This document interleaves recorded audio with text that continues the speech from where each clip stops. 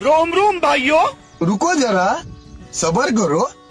Good morning भावांनो, तुमचा माझ्या छोट्याशा ब्लॉग मध्ये येण्याबद्दल धन्यवाद.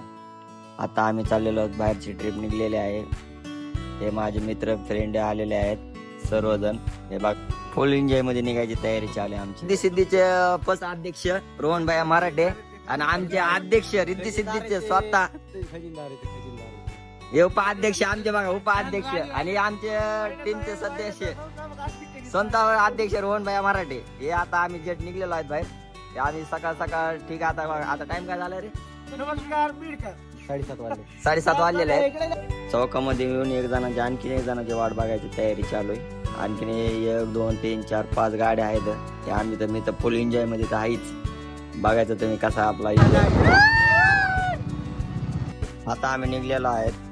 5-6 गाड्या आहेत आमच्या सोबत.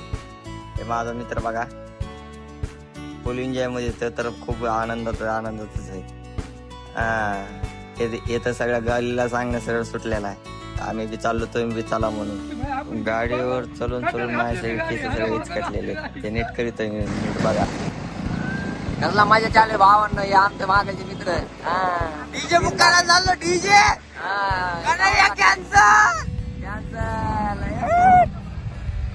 एन्जॉय म्हणजे एन्जॉय स्वतः पण खरं फुल राड्यामध्ये. पाठीमागच्या गाड्यांचा तापाचा बघा ना कसा होता. पोरं म्हणजे व्हिडिओ शूट हे करायचं आहे.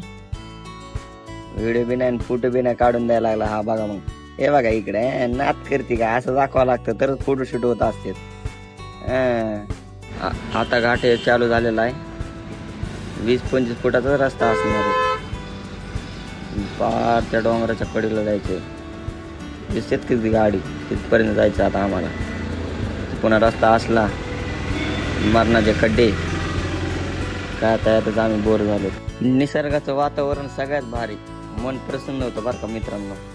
डोंगरावर जायचं म्हणल्यावर हे आनंद घ्यायचा म्हणलं ना, 1 नंबर आहे. कसलं भारी वातावरण होतं भावानं. रोगार आभाळ आलेलं, पाऊसच्या.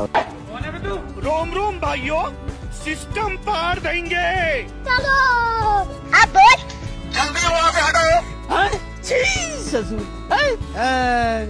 कसा वाटला भावानं आपला मिनी ब्लॉग? हा नक्की कमेंट मध्ये सांगा. ओके बाय, भेटू नेक्स्ट टाइम.